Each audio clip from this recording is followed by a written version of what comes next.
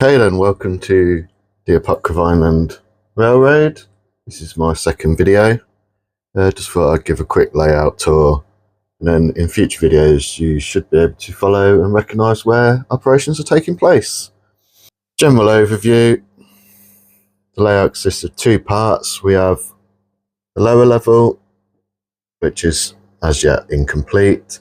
It's accompanied by an upper level which runs a bit higher up around two walls of the building.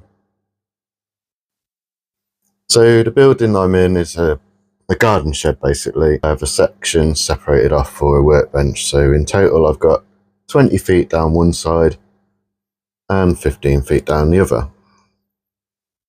So to start off then, the lower level, which is roughly based on an industrial estate just south of Orlando, but I've used a lot of freelance license here and pretty much did what I want to do. So it starts off with a bit of a flyover. I made this from scratch. Yes, it's possibly not very accurate, but it gives the idea and it makes a nice scenic break. And then we have an Archer Daniels feed mill here with 4 sidings here for hoppers. So you can bring in a loaded train and swap it for an empty one, or vice versa. Moving along past the loading area and the gatehouse, got a lead there, 2 random boxcars in it. Moving forward a little bit, got a nice long run around, runs pretty much all the way up. I'd say it's probably 9 foot long, very useful. A pair of GP35s, no, 38s here, just chilling. If you watched my first video, you'll recognise this area. Here's the chilled warehouse.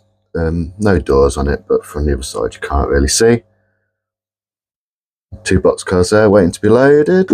Moving along, we've got what I call the big box store, which from the back is just an area to store a bit of junk, possibly your controller. On the front, which is literally just a foam board building with printed sheet stuck on to represent some kind of metal siding, and it looks like a big supermarket or a furniture store or a warehouse, whatever you fancy. In the background then we've got a low, very low relief warehouse building there with 3 car spots. This is literally some sheets of Foamex with lines drawn on with a pencil and ruler, and a bit of weathering done with paint and powder. Just in front of the low relief warehouse, I call it the mow yard, maintenance of way. It's literally a couple of pike stuff buildings chopped in half basically and set up some kind of yard to store orange painted trucks. Moving around then, got a bit of greenery. Then we go into my representation of the Amelia Street yard that is also in Orlando.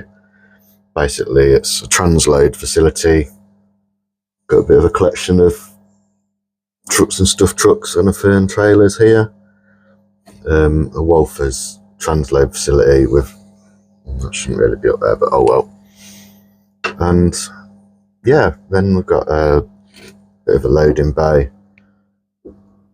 couple of areas for boxcars, an extra spare there. There was supposed to be a oil tanker unloading area,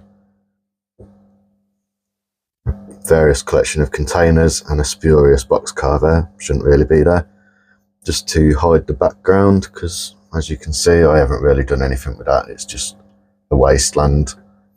Moving around, we have another spur coming off the runaround, runs around past the Amelia Street, as we'll call it. It goes under another flyover, this time a bit of a bigger one. It's supposed to represent possibly the I-4 in Orlando, although it's not very wide. And then it used to lead off further around for room. Well, literally it did a loop all the way around, but now I've modified it. Eventually this would be the location of a helix, to link the lower level to the upper level. So as you've seen, I have buildings both sides of the layout down below. I've got them at the front with the big box store and the chilled warehouse, and also at the back there with the Archie Daniels plant and the low relief warehouse. I went with this method because I quite like the idea of looking down the layout. Just like in real life, the tracks run between buildings, and it's nice to be able to see the buildings on both sides when you look along the layout from above. Also, it's quite nice with a flyover to look underneath and watch trains run through. Adds a bit of realism to the scene eventually. And here we have the wall around the transload facility. It's literally Foamex board cut into strips, then printed brick texture glued on. Unfortunately, when I ballasted, the glue from the ballast made the ink run, but you can't really tell from a distance, and it kind of adds to the worn out old effect. Right, moving on to the upper level. This is what we call, or what I call, the cement plant, and it runs along two walls, and it's roughly 20 feet long, and it's 18 inches deep front to back.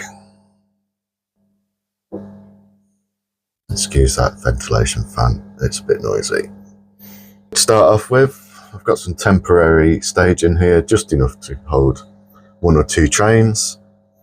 Eventually I will extend this round the room, and here at the front again, this will be an extension of the cement plant, or just some buildings to sort of make it look more of a scene.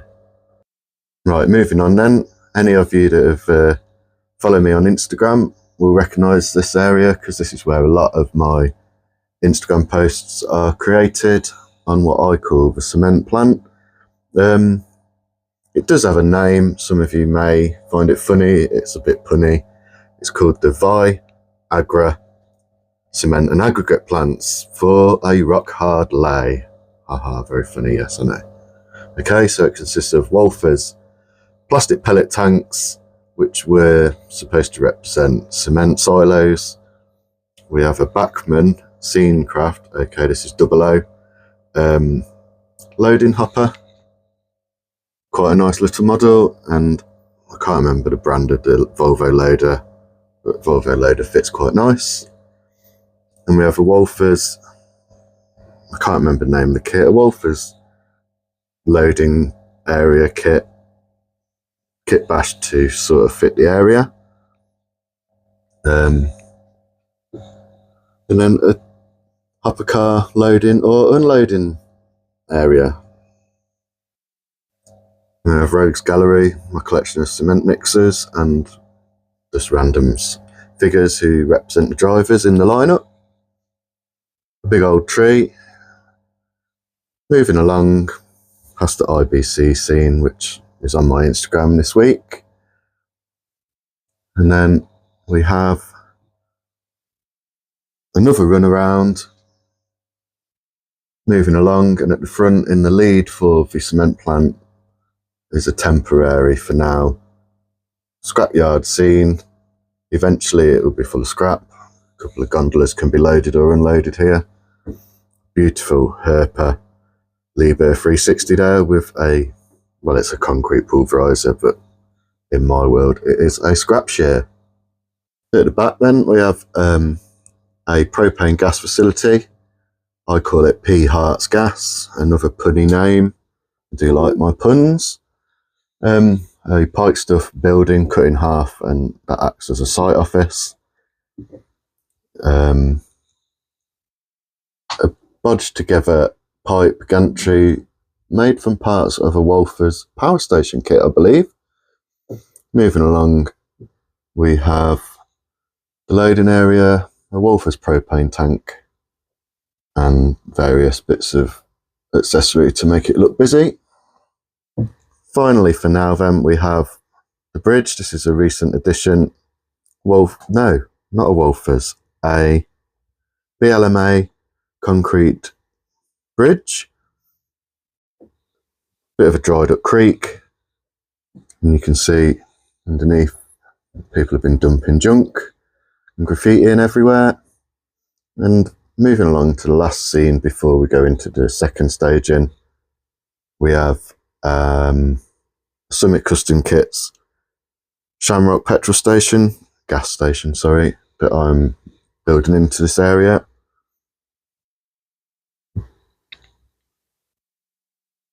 Some might recognise this KFC that I've altered to become an overpriced coffee shop.